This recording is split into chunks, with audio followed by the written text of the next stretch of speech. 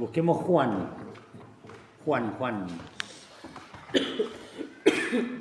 11:25. Este es el tiempo de hablar Jesús con las hermanas de Lázaro después de que Lázaro había muerto. Estaban con María y con Marta, y les dice Jesús a ellas, ¿no?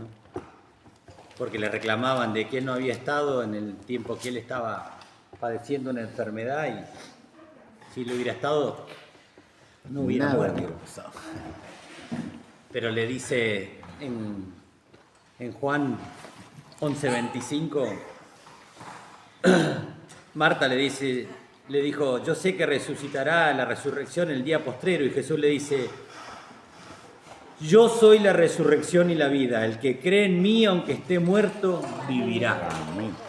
Padre, en el nombre de Jesús, gracias, Señor, tomamos, recibimos esta palabra en el nombre de Jesús, Señor.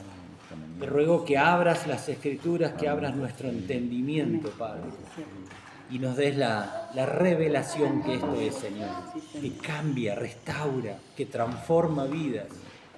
Gracias, Señor. Bendecimos tu nombre y te damos toda la gloria a ti. Padre, gracias.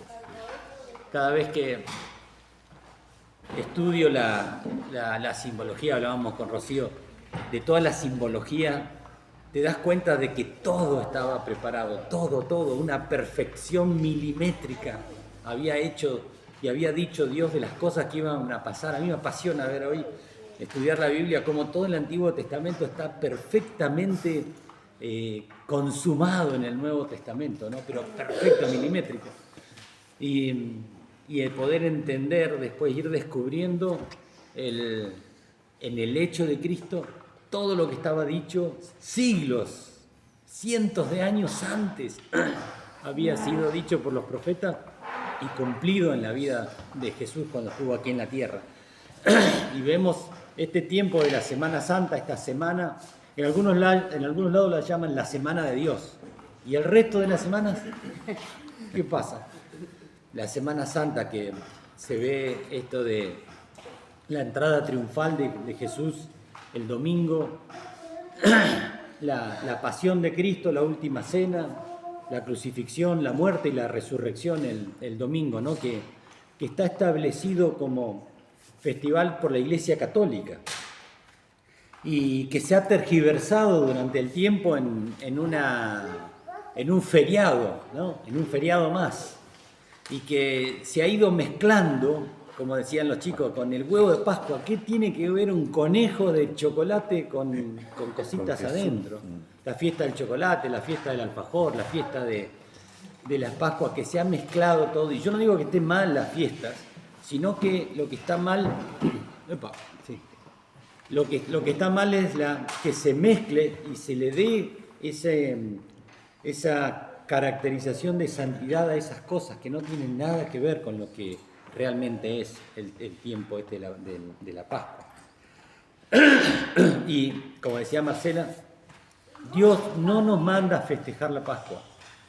Dios no nos manda a festejar la Semana Santa, lo dice la Biblia. Lo único que nos dice es lo que hicieron el jueves a la noche con los discípulos, que él dijo, tenía tantas ganas de festejar esa Pascua judía a ellos, y les dio la cena, la Santa Cena o la Cena del Señor, que es lo único que tenemos que recordar. Que es ese momento donde Jesús parte el pan y nos da el vino y nos dice de que esa es la verdadera Pascua, ese sacrificio que Él hace, y Él en ese momento dice, ustedes tienen que comer mi carne y tomar mi sangre. Imagínense el revuelo que debe haber sido, nos va a hacer que nos comamos a Él. Y no, es lo más importante. Y Él dice que esto es que conmemoración, esta fiesta del nuevo pacto que es en su sangre, que es lo que nosotros tenemos que recordar. Y haciéndolo, estamos proclamando la venida de Él, de que ya viene, ¿no? que es inminente. Y eso es lo que dice que nosotros tenemos que festejar. Y está en los 4 evangelios, en Marcos, en Lucas y Juan, está en Mateo 26, 17, en Marcos 14, 2, en Lucas 22, 7, en Juan 13, 21, y Pablo también lo menciona en 1 Corintios 11. Los 4. Los 5 lo dicen. Y hay una gran diferencia entre los 3 sinópticos de Marcos, Lucas y Mateo a lo que habla Juan con relación a la Santa Cena. ¿Y qué es lo que nosotros estamos viendo? Haciendo un poco de historia, es un evento que se produce en el pueblo judío, donde son liberados de la esclavitud, y luego otro evento que es la fiesta ritual que pide Dios que se debe hacer por lo que se hizo a través del pueblo judío, pero con una profetización del cumplimiento en Cristo. Son esas 3 cosas que nos dice, ¿no? Y el hecho histórico ¿cómo se dice? El hecho en sí es la liberación del pueblo, ¿no? Y cuando con las 10 plagas, en la última plaga, que es cuando iba a venir el ángel de la muerte para llevarse a todo primogénito de toda criatura, no solamente los de los egipcios o de los animales, no, de todos, de que no tuvieran la sangre y el cordero, porque aquel hebreo que no lo hiciera, el ángel de la muerte se lo iba a llevar. O sea que era solamente los que tenían la sangre del cordero. Ellos tenían que matar el cordero, rociar los dinteles de la puerta con sangre, quedarse adentro de la casa y comerse el cordero. O sea, la sangre era la señal, pero el cordero ya estaba en ellos, ya lo estaba profetizando Dios de lo que iba a ser Cristo. Qué tremendo, ¿no? En aquel momento que ya se estuviera haciendo eso. Y ellos tenían que hacer eso, entonces iban a salir y fueron liberados de la esclavitud. Como hoy la sangre de Cristo y el cordero que habita en mí me da la liberación de la esclavitud del pecado. Ese simbolismo desde allá es cumplido en este tiempo a través de lo que hizo Cristo. Y esa es la liberación. Y la fiesta, que era la fiesta ritual, profética, era aquello que tenían que, en el día 10, ellos llamaban el mes de Nisan, pero ellos tenían un calendario lunar. No es como nosotros que tenían 30 días, ellos tenían 28 días porque era un calendario de luna a luna. Así que no coinciden los días de la Pascua con nosotros. Después hicieron un invento los católicos. Pero bueno, lo que Dios les dijo de que ellos tenían que festejar la Pascua. El día 10 de Nisan tenían que elegir el cordero. El cordero tenía que ser un macho de 1 año, tenía que ser perfecto, inmaculado, justo, hermoso, para poder ser sacrificado. El día 14, con la primer luna de la primavera, que para ellos es en marzo, porque es el hemisferio norte, la primera luna nueva era el día que se sacrificaba el cordero. Y luego con la sangre en el altar se rociaba y se comía el cordero. Ellos tenían que cumplir esa fiesta, ¿no? Luego, los católicos hicieron un concilio que se llamó el Concilio de Nicea en el año 325 y ellos decidieron de que la Pascua tenía que ser un domingo, ¿no? ¿Por qué? Porque no coincidía el calendario judío con ellos. Y además tenía que ser una semana después de la fiesta de los judíos. ¿Para qué? Para que no se mezcle, para que no pase lo que pasa hoy, ¿no? Toda la mezcla de la Pascua. Entonces ellos hicieron eso, determinaron eso. Y siguieron 200 años con conflictos porque la iglesia romana y la iglesia alejandrina tenían distintas formas del cálculo, hasta que se decidió 200 años después, en otro concilio, en el 525, de que iba a ser un domingo y iba a ser la forma del cálculo que había hecho la iglesia alejandrina. Así que muy diferente a lo que era la realidad de los días. Y luego viene el cumplimiento de esa Pascua, que es cuando vino Jesús y Él muere, y Él cumple todos los requisitos que estaban dichos en el Antiguo Testamento en el momento de que salió de Egipto y lo que había dicho Dios para la fiesta. Cuando Dios dice de que tenía que ser el 10 de Nisan, Jesús se fue al templo. En el día que tenía que ser revisado por los sacerdotes, saben que el rito era, el sumo sacerdote agarraba al cordero, lo llevaba por un callejón hecho por todos los sacerdotes, que ellos iban cantando Hosana. No sé si hace la relación cuando entra Jesús en un burrito y todos gritan Hosana, exactamente igual como se tenía que hacer se cumplió. Es tremendo el cálculo perfecto de Dios, ¿no? Y si nosotros vamos a los acontecimientos, al hecho en sí de la semana, el domingo él estaba en Betania por la muerte de Lázaro, estaba ahí pasando un tiempo con ellos, y él dice, bueno, la hora ha llegado, así que vamos a ir a Jerusalén. Y él manda a sus discípulos a buscar un pollino, un hijo de un asna, que nadie había montado, que ya estaba preparado por Dios. Él le da el lugar, que sigan a esta persona, que hagan esto. Y ellos dicen, bueno, iremos, vamos a ver si... Y ellos fueron y lo encuentran, ¿no? Al pollino como era. Y ponen sus mantos sobre él y se sube. Ellos tenían el rito que si el rey entraba para conquistar una ciudad venía en caballo, pero si venía en son de paz, venía en un burrito. Jesús vino en son de paz. Ahora va a venir en son de guerra, él va a venir ahora como juez. En ese momento vino como un cordero para ser inmolado, para perdón de pecados. Pero hoy viene Jesús en cualquier momento como juez, ¿no? A buscar a su iglesia. Y cuando le dice lo que él vino a hacer en ese momento con el burrito fue a cumplir una profecía que estaba en Zacarías 9:9, donde le decía de que iba a venir montado en un burrito, escrito 400 años antes. Zacarías 9:9, alégrate mucho, hija de Sión, da voces de júbilo, hija de Jerusalén. Y aquí tu rey vendrá a ti, justo y salvador, humilde y cabalgando sobre un asno, sobre un pollino hijo de asna. Cumple exactamente todas las profecías. Incluso cuando él dice, los fariseos le decían, hacé callar a tus discípulos que están en gritos. ¿Y qué les dice Jesús? Si mi pueblo no me alaba, las piedras alabarán. Haciendo alusión a que su pueblo después no lo alabó. ¿Y saben cómo le decían a los gentiles? Le decían perros o piedras. Sí.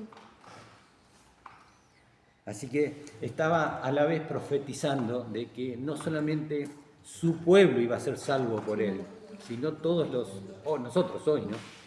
Y él se vuelve a Betania. Betania de Jerusalén quedaba 3 kilómetros más o menos. Él se vuelve el día lunes. Y cuando sale de Betania pasa por una higuera frondosa, hermosa, y fue a buscar el fruto y no lo encuentra. Entonces la maldice a la fruta. Y esa enseñanza es de que dentro de la iglesia hay mucha higuera frondosa, pero sin fruto, que son los que demuestran, pero no viven como Cristo los pide. Los que no viven, ¿cómo? ¿Se acuerdan? Gálatas 5, amor, gozo, paz, paciencia, benignidad, bondad, fe, mansedumbre y templanza.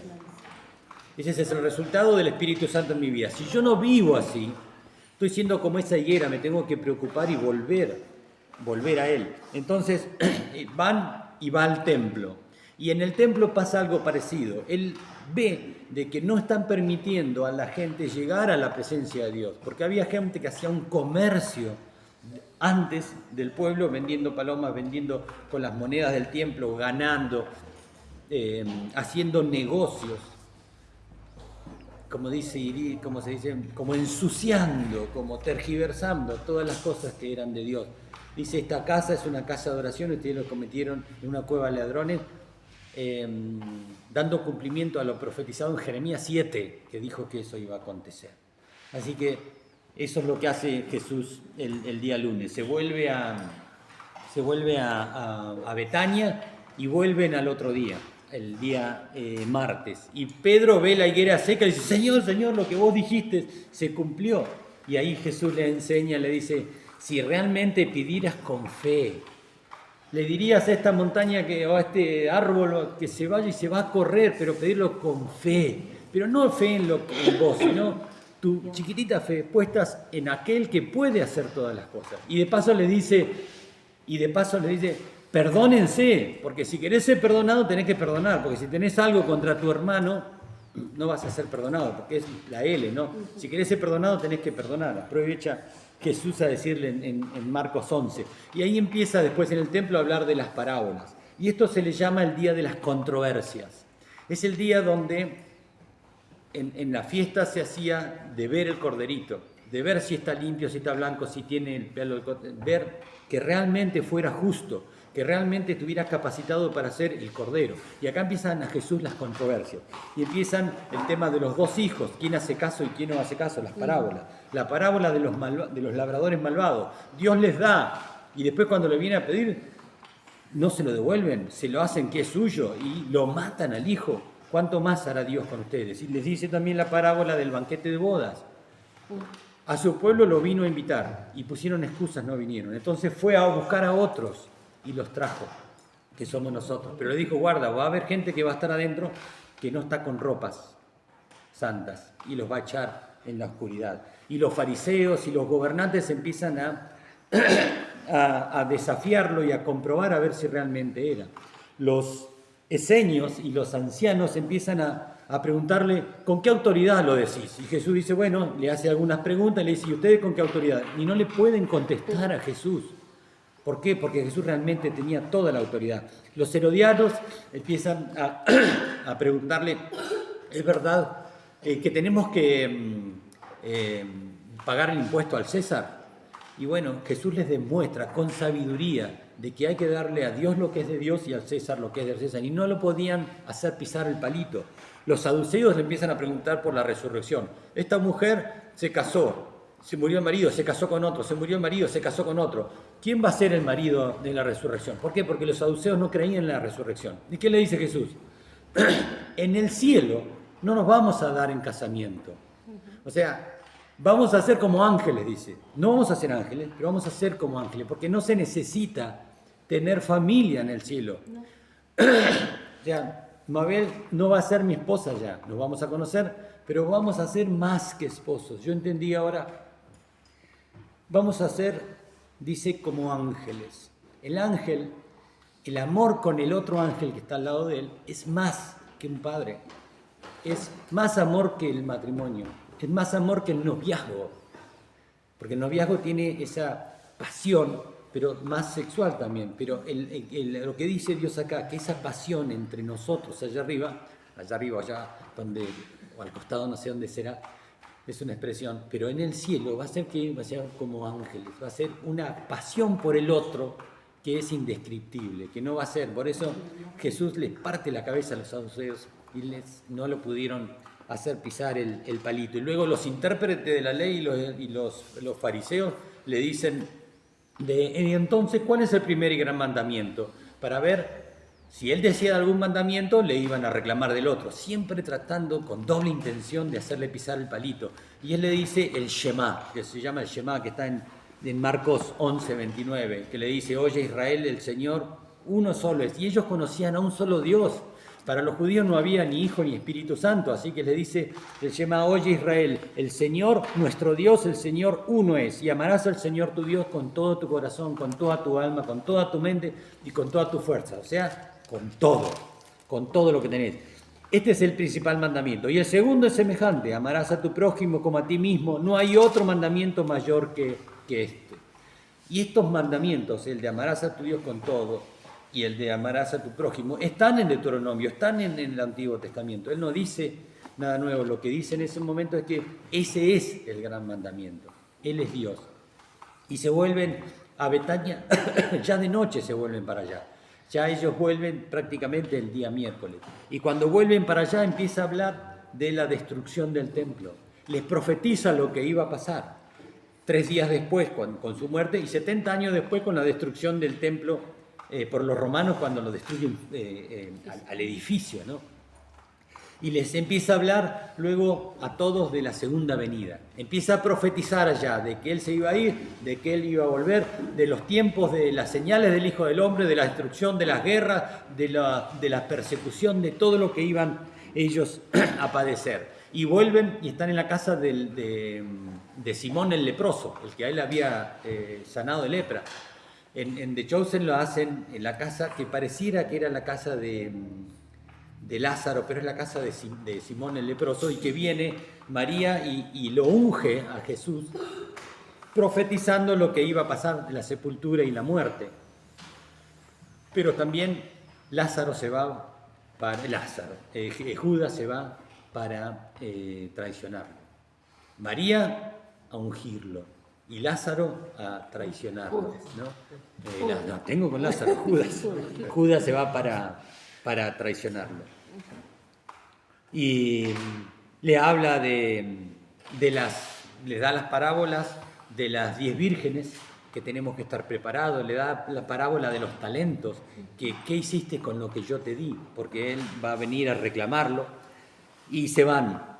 Y el jueves regresa, y es ahí donde él dice lo que vamos a hacer hoy, ¿no? La última cena. Dice, tanto decía esto. Ellos están festejando la Pascua.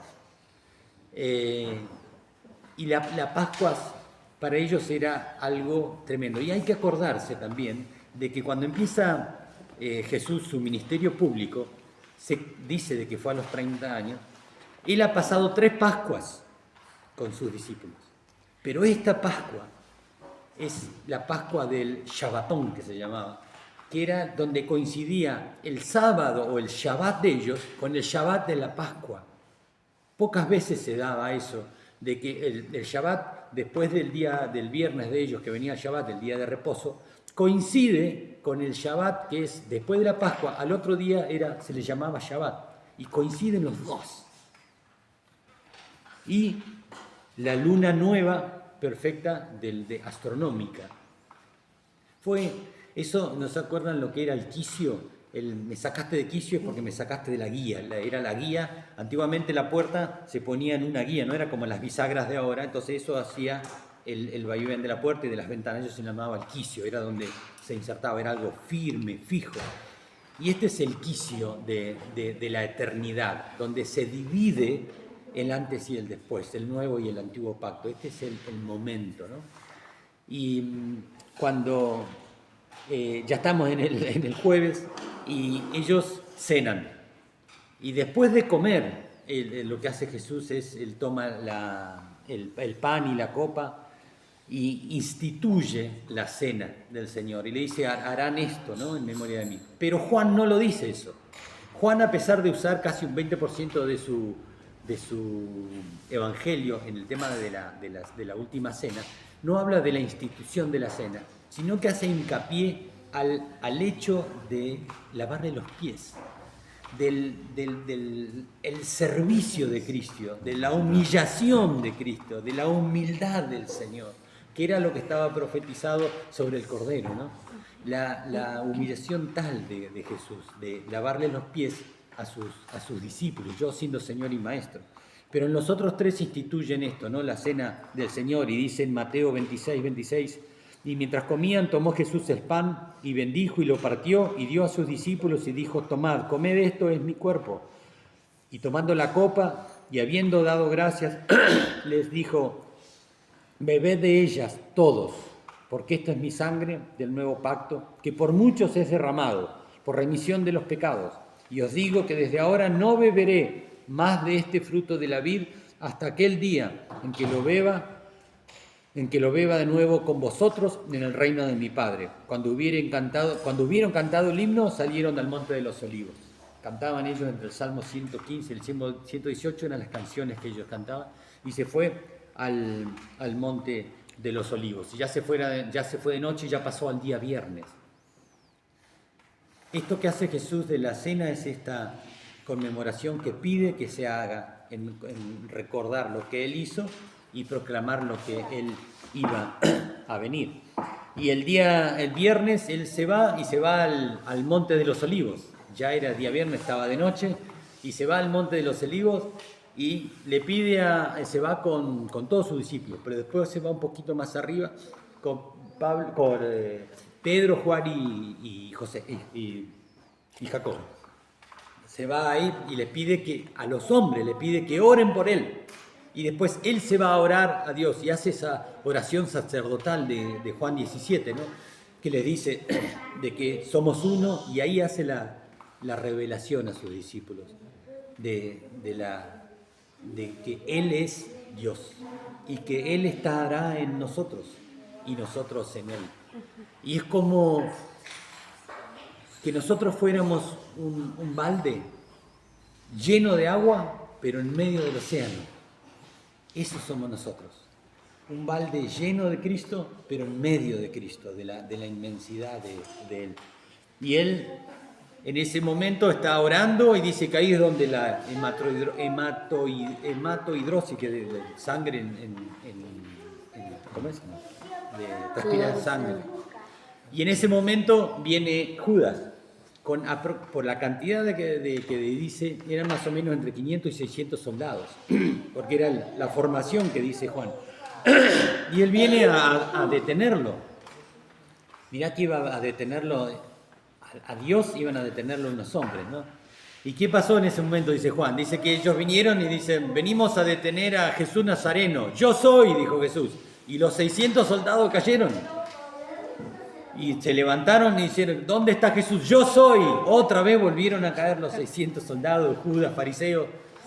Todos volvieron a caer. 3 veces cayeron. Eso lo relata Juan, ¿no? Y ahí es donde viene Pedro y le cortó la oreja a Malco y se quiso hacer el yo te defiendo, Señor. Y Jesús agarró, le pegó la oreja a Malco y dijo, no es con espada, no es así.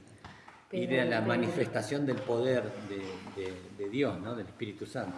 Y se lo llevan a Jesús, lo arrestan, porque él estaba en total control de la situación. Con eso demostró de que el control total de lo que estaban haciendo era de él, no de los soldados, no del diablo, no del mundo, no de la humanidad, sino de él.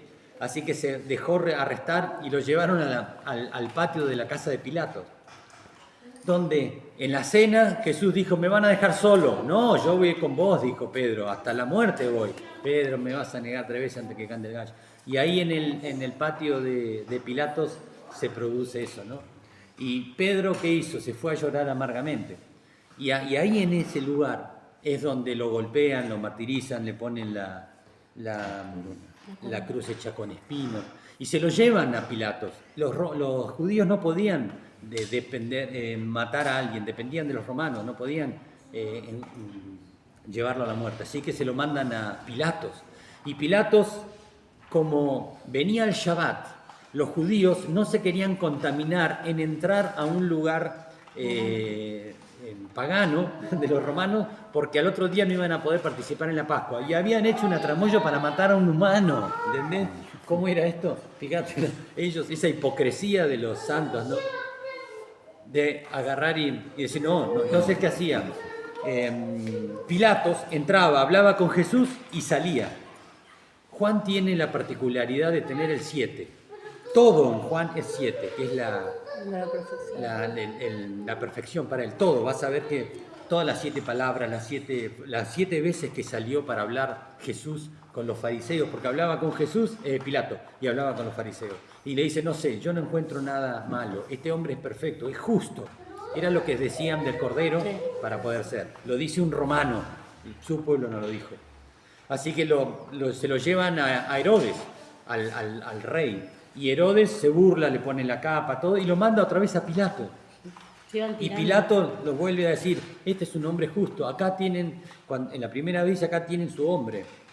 Y cuando sale la segunda vez, ¿saben lo que dicen? Acá tienen su rey. Lo dice Juan, ¿eh? Acá tienen su rey.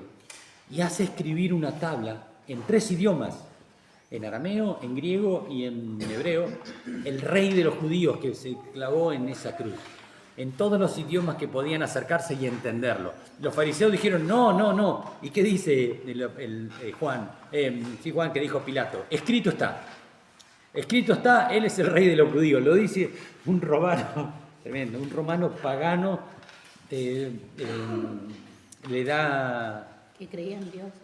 Claro, y le da la veracidad a las profecías que estaban escritas cientos de años antes. Y se lo llevan por la vía crucis y lo crucifican. En la cruz, él también hace 7 palabras, 7 frases, y él en total control, para que se cumplan todos las profecías, dice, tengo sed, y le dan vinagre para que se cumpliera también otra profecía. Y le dice, madre, ahí tenés tu hijo, ahí tenés tu madre. Se preocupa, él en medio de su muerte y su agonía y sus dolores, se preocupa de su familia, que queden ahí, pide e intercede por los romanos que estaban haciendo cosas que no entendían, le da la posibilidad a otro, gana uno más para él. Arrepentirse. que se arrepienta, Él está en control total. Y Él cuando dice la última palabra de la sed, que cumple la última profecía, que dice, consumado es, y entrega su espíritu. Así que todo fue realizado y hecho en ese tiempo, en ese momento, y después queda que Arimatea y Nicodemo lo bajan y lo llevan a una sepultura nueva para él. Y viene el sábado, que es el Shabbat, que es el día que se dedicaba a Dios, que es el día de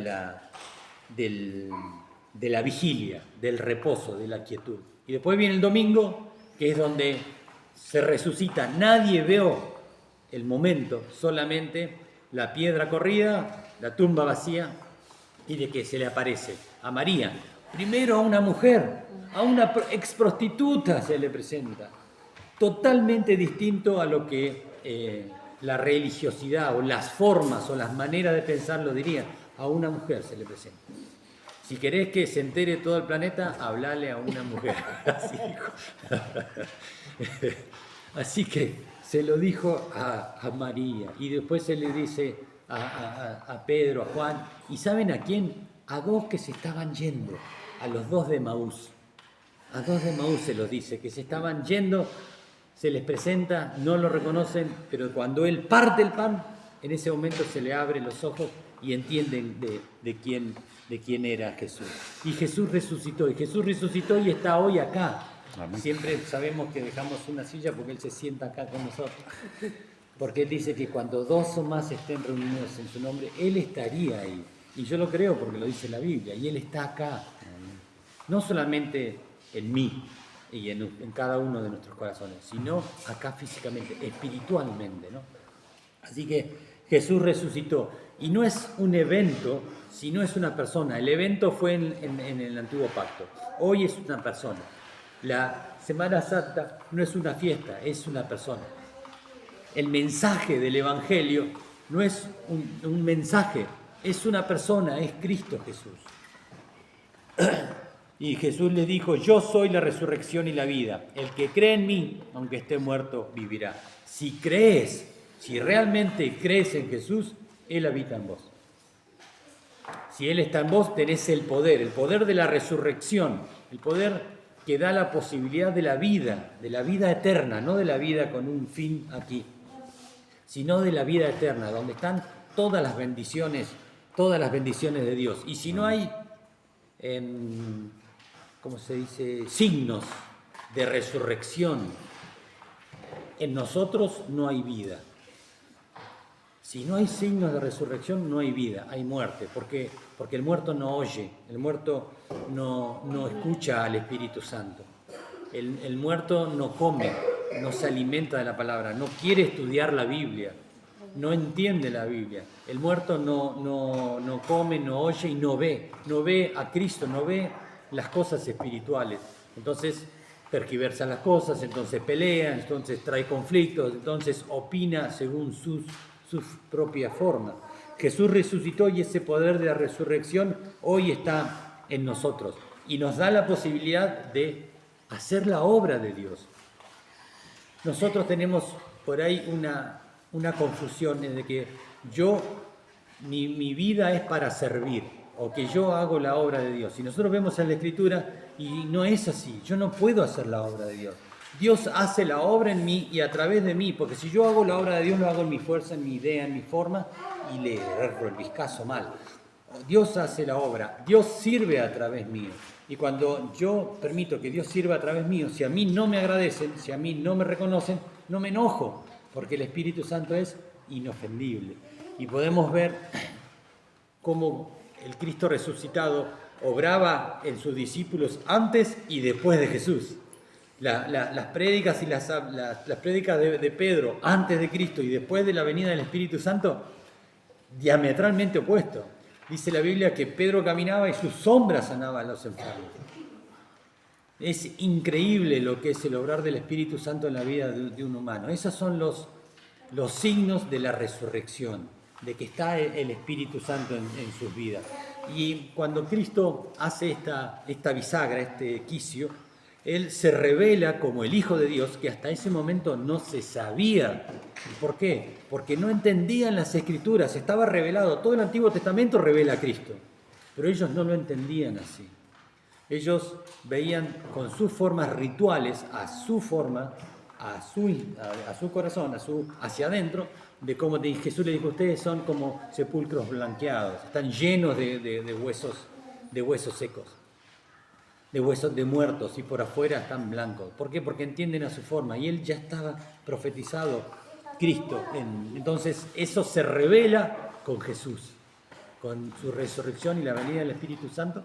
Se revela, dice, ese misterio, Colosenses 1:26, ese misterio que había estado oculto desde los siglos y las edades, pero que ahora ha sido manifestado a sus santos. Cristo, Padre, Hijo y Espíritu Santo. 3 personas, un solo Dios.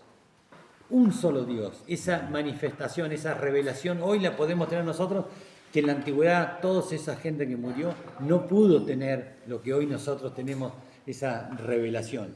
Jesucristo muere, resucita y paga ese alto precio que había sobre mi vida, que había ese juicio que había sobre mí. Él lo evita, Él lo paga.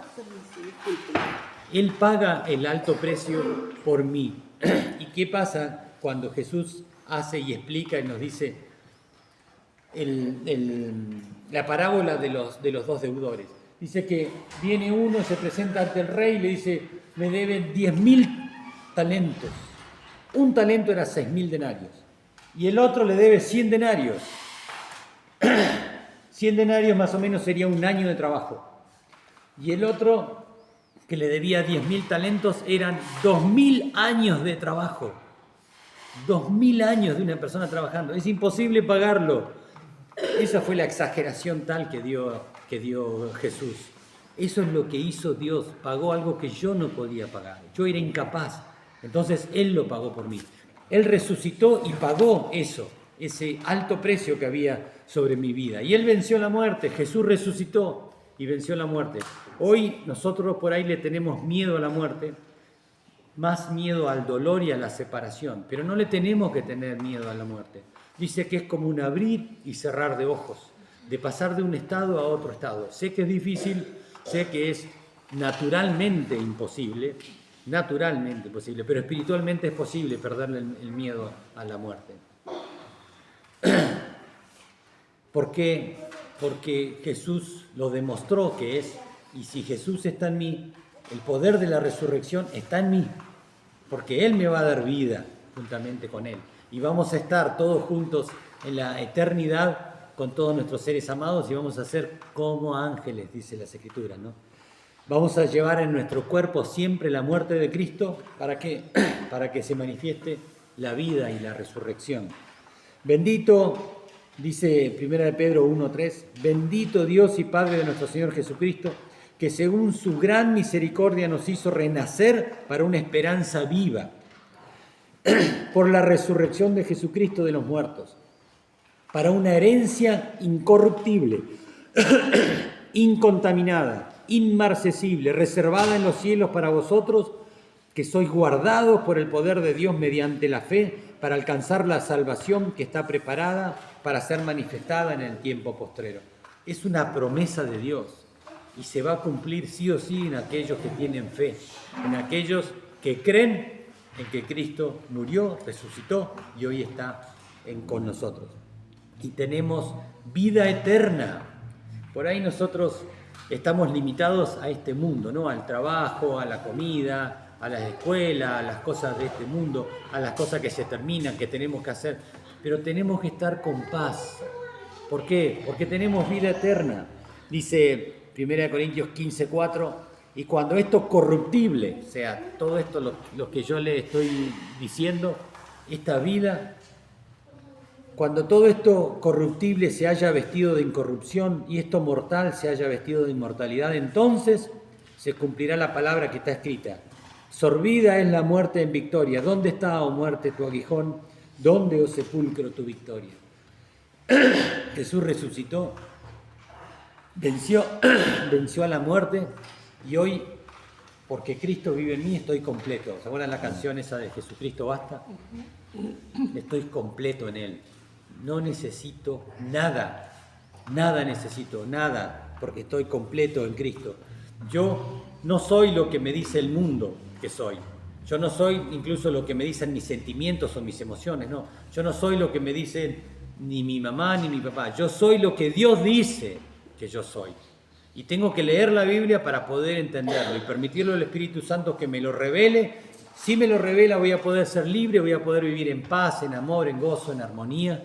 ¿Por qué? Porque Cristo me va a dar la certeza a mí de que no dependo de lo que me pasa, no dependo de las circunstancias, no dependo de lo que este mundo me da o me quita, sino de quién está en mi vida, en mi corazón. Y eso es lo que celebramos y festejamos hoy, la resurrección de Cristo que le dio el sello a todo lo que dice la Biblia. Él hizo veraz todo lo que dice la Biblia. Él dio en su vida la demostración de que lo que dice toda la Escritura es cierto. Y nosotros fuimos creados para disfrutar. Jesús resucitó para mostrarle al mundo de que es verdad todo lo que dice la Escritura y que nosotros somos su pertenencia. Aquellos que tenemos a Cristo en su corazón somos propiedad de Él, hechos para la gloria de Dios, para la alabanza de la gloria de su gracia. Dice Efesios, el 1, bendito sea el Dios y Padre de nuestro Señor Jesucristo, que nos bendijo con toda bendición espiritual en lugares celestiales en Cristo. ¿Dónde son las bendiciones? En lugares celestiales. Por ahí nosotros decimos, uy, me compré un coche, qué bendición. Eso no es una bendición, es una cosa de este mundo. Las bendiciones son espirituales. Según nos escogió en Él antes de la fundación del mundo, para que fuésemos santos y sin manchas delante de Él.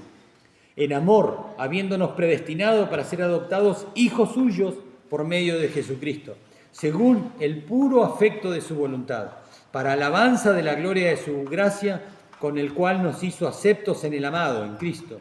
En Dios en quien tenemos redención por su sangre, el perdón de pecados según la riqueza de su gracia, que hizo sobreabundar para con nosotros en toda sabiduría e inteligencia, dándonos a conocer el misterio de su voluntad, según su beneplácito, el cual se había propuesto en sí mismo de reunir todas las cosas en Cristo, en la dispensación del cumplimiento de los tiempos, así las que están en los cielos como las que están en la tierra. En Él, asimismo, tuvimos herencia, habiendo sido predestinados conforme al propósito del que hace todas las cosas según el designio de su voluntad, a fin de que seamos para alabanza de la gloria de su gracia. Otra vez lo dice. Nosotros, los que primeramente esperamos en Cristo, en Él también vosotros, o sea, ahí nosotros, habiendo oído la palabra de verdad, el evangelio de vuestra salvación, y habiendo creído en Él, fuiste sellados con el Espíritu Santo de la promesa, que es las arras, el adelanto, las arras de nuestra herencia, hasta la redención de la posesión adquirida para alabanza de su gloria. Jesús resucitó, cumplió todo, dio la veracidad a todas las Escrituras. ¿Y qué nos dice? Igual que su pueblo, en la antigüedad ellos disfrutaban del cordero cuando lo estaban, después del sacrificio, disfrutaban el cordero y la carne y la sangre. Y hoy nosotros, ¿qué nos pide Jesús? Que disfrutemos el cordero también. Disfrutemos el cordero, disfrutemos de la vida. Dios nos puso acá para disfrutar la vida, para disfrutar el que tenés al lado. Hoy entender de que aquel que tenés al lado lo vas a tener solamente aquí en la tierra, en esta condición. Así que tenemos que disfrutar a nuestro cónyuge, disfrutar a nuestros hijos, disfrutar a nuestras madres, nuestros padres. Aquí en la tierra los vamos a disfrutar. Allá va a ser distinto. Por eso tu media naranja, tu otra mitad de la carne se disfruta acá como tal. Por eso perdónense, ámense, ayúdense, consuélense y busquen juntos a la presencia de Dios. Disfrútense, porque eso es lo que nos puso Jesús acá, para disfrutarnos, para la alabanza de la gloria de su gracia. Feliz día de resurrección. Padre, te bendecimos y te damos toda la gloria Toda la honra a ti, te decimos gracias. Gracias por lo que hiciste, Señor. Y sobre todo gracias por revelarnos a nosotros este misterio oculto desde los siglos, Señor. Gracias por abrirnos las puertas, Jesús. Gracias por habernos dado la posibilidad de entrar a tu reino. Gracias porque nos llamaste, gracias porque nos escogiste, gracias porque nos has elegido, Señor. Gracias porque nos has hecho pueblo tuyo.